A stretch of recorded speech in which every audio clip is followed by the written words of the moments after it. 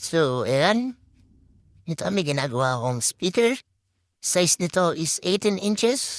Ang brand nito is Crown.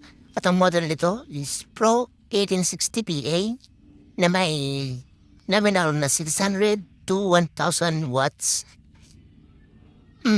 So, it has a 4-inch voice coil. Unfortunately, sunog yung voice coil at for sure, napasarap yun. Ah, nag-drive nito, kaya nagtabi niya. So, yan, mukha siyang spaghetti wire na hindi mo maintindihan.